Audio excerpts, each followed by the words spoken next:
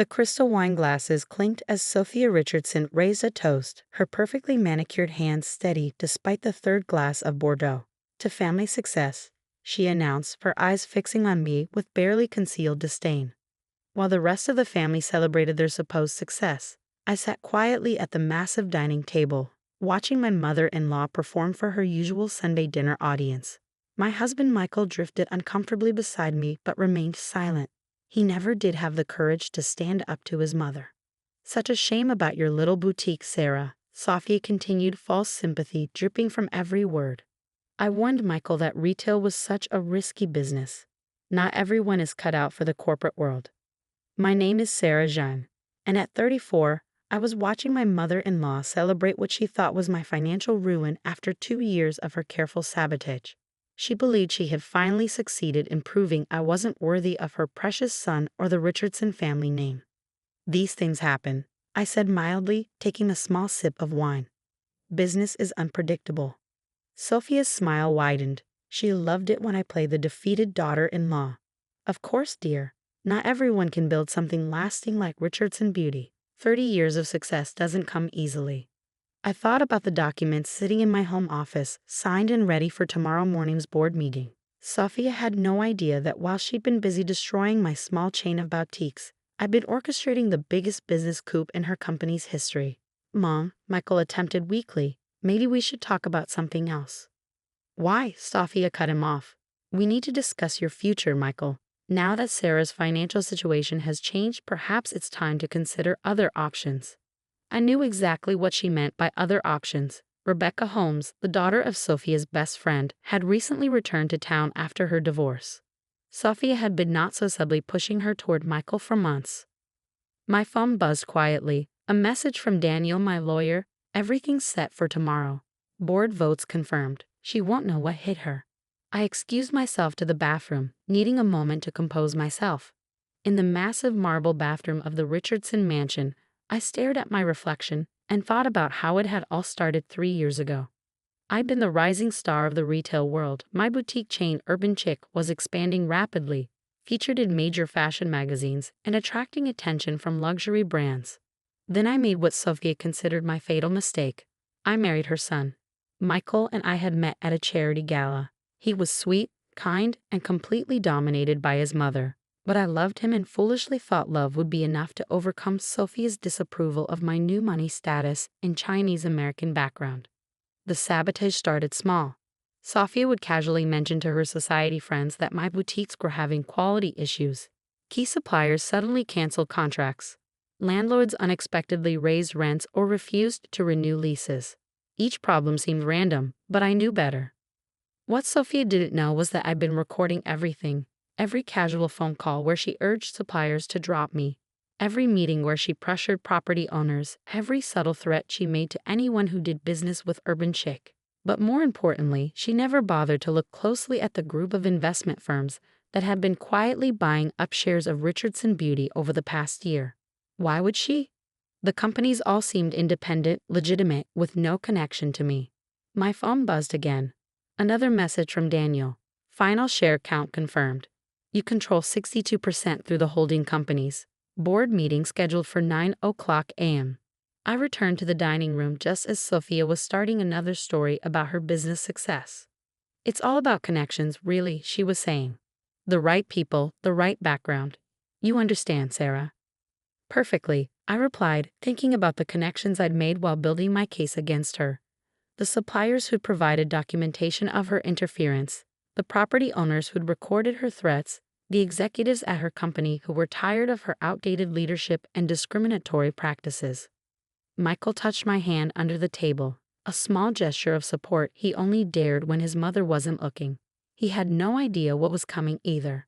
I kept him in the dark to protect him and to ensure his reactions tomorrow would be genuine.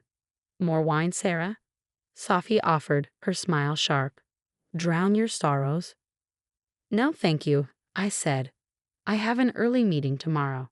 She couldn't resist the opening. "Oh, still trying to save your little shops. Sometimes it's better to just admit defeat gracefully." I thought about the times I cried in private over her sabotage, the nights spent rebuilding after each attack, the careful planning and patience it had taken to turn her own tactics against her. Actually, I said, it's a corporate consulting meeting. I've been exploring new opportunities. Sophia's smile turned condescending. How nice. Perhaps something more appropriate to your skills. Retail sales, perhaps. Michael started to object, but I squeezed his hand, stopping him. Let her have this moment. Let her think she'd won. Tomorrow will be soon enough for truth. As dinner wound down, Sophia pulled Michael aside for a private word, one she ensured was just loud enough for me to hear. Rebecca is looking lovely since her return, she said. You remember how close you two were in college. Sometimes first choices aren't the best choices, darling. I gathered my things, pretending not to hear. Sophia Richardson had spent 3 years trying to drive me out of her family and destroy my business. She thought she'd succeeded. In less than 12 hours, she would learn how wrong she was. Sarah, she called as we were leaving. Don't be a stranger just because things didn't work out with your business. Doesn't mean you're not still family, in a way. I turned back, unable to resist one small hint. Thank you, Sophia. You've taught me so much about business, about how to acquire things people don't want to let go of, about patience. Tomorrow should be interesting. She frowned slightly, but I was already walking out, Michael following behind me. In the car, he apologized again for his mother's behavior. I don't know why she's like this. I should have said something. It's fine, I assured him. Everything's going to change very soon. What do you mean? I patted his hand. Just be ready for tomorrow's news, and remember that I love you. That night, I reviewed everything one final time. The evidence of Sophia's sabotage carefully compiled and ready to be released if needed. The shareholding documents showing my controlling interest in Richardson Beauty. The board votes already secured. My phone lit up with a final message from Daniel. All systems go for tomorrow. Sophia won't know what hit her. I smiled, thinking of Sophia's smug toast to family success. Tomorrow would redefine exactly what that meant. The Richardson Beauty boardroom felt different at 8:45 a.m. as I took my seat at the head of the table, Sophia's usual chair, but she didn't know that yet. Through the floor-to-ceiling windows, I could see her arriving in the parking lot, striding toward the building with her usual air of entitlement.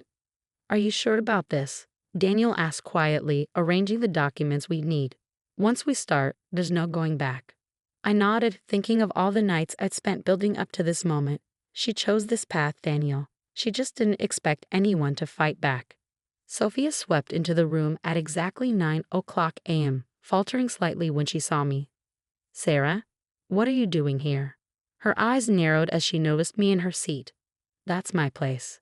Not anymore, I said calmly as the other board members filed in. Please take any other seat. We have a lot to discuss. This is ridiculous, she snapped, remaining standing. I'm the CEO of this company. I don't know what game you're playing. Actually, Daniel interrupted smoothly, as of this morning, Ms. Zhang is the majority shareholder of Richardson Beauty, controlling 62% of voting shares through various investment vehicles. This emergency board meeting has been called to address the leadership transition. The color drained from Sophia's face. That's impossible. I would know if someone was buying up shares. Would you? I asked, opening the folder in front of me. Like you knew who was really behind the Pacific Ridge Investment Group or Summit Valley Holdings?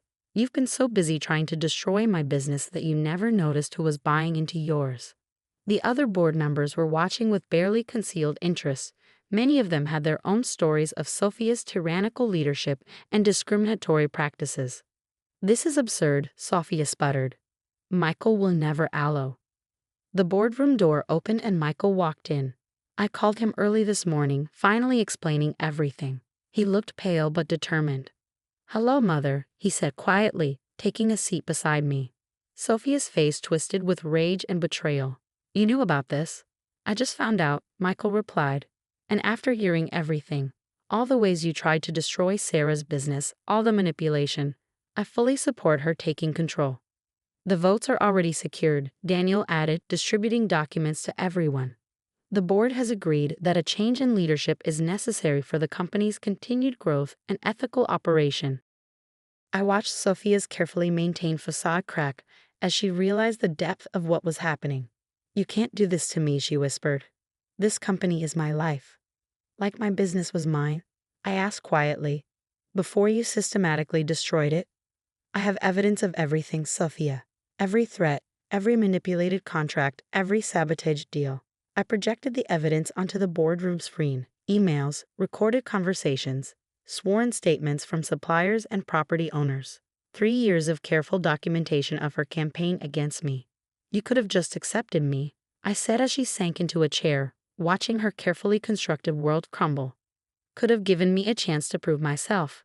Instead, you decided I wasn't good enough for your son or your social circle, so you tried to break me. The board members were reviewing the evidence with growing concern.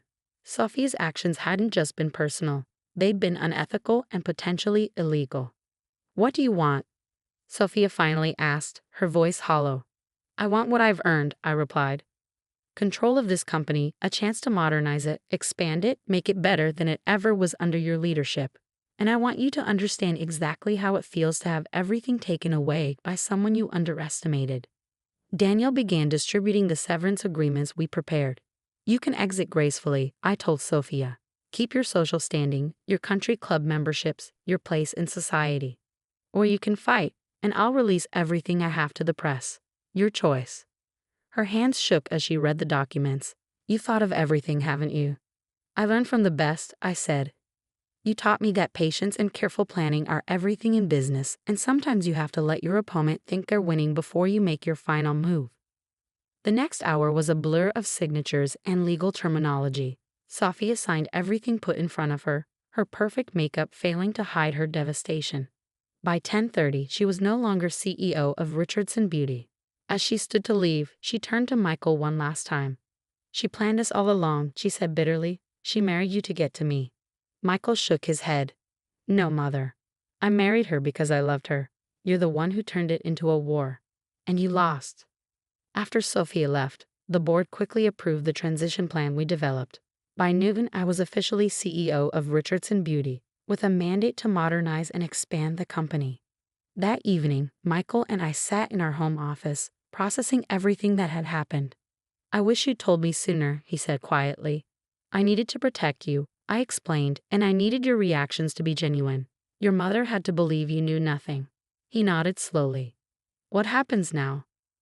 Now we rebuild, both the company and our family, but on different terms. Over the next few months, Richardson Beauty underwent a transformation. We launched new product lines, modernized our marketing, and expanded into international markets. The stock price soared. Sophia retreated to her country house, emerging only occasionally for carefully selected social events. The whispers followed her, about how her Chinese-American daughter-in-law had outmaneuvered her, taken her company, proven herself more than worthy of the Richardson name. A year later, I sat in what had been Sophia's office, reviewing quarterly reports. The company was thriving, our market share growing. The phone rang, Sophia's number. I understand now, she said without preamble. What I did to you, what it feels like. That was the point, I replied. The company, it's doing better than ever. Yes. A long pause. Perhaps I was wrong about you. About everything. I thought about the years of pain she caused, the nights I had spent crying over her sabotage, the careful planning it had taken to turn it all around. Yes, I said simply. Another pause. Michael mentioned you're expecting a girl. Due in March. I'd like to be part of her life, if you'll allow it. I looked at the family photo on my desk. Michael and me at last year's company gala, both smiling genuinely for the first time in years. We can try, I said carefully, but things will be different. No manipulation, no games, no trying to control everything. I understand, she said quietly. You've certainly proved you're stronger than I thought. After we hung up, I walked to the window, looking out over the city. Sophia had spent years trying to prove I wasn't good enough for her family or her company. In defeating her, I proved her right. I wasn't just good enough, I was better. The company flourished under my leadership, expanding into new markets and product lines. Michael found his own strength, starting a charitable foundation that worked to support small businesses affected by corporate bullying. And Sophia, she learned what it meant to be on the other side of power, to have to ask instead of demand, to accept instead of control. Sometimes at family gatherings, I catch her watching me, not with the old contempt, but with something like respect. She's learned that true power isn't about destroying others to maintain control. It's about building something stronger from the ashes of what others tried to destroy.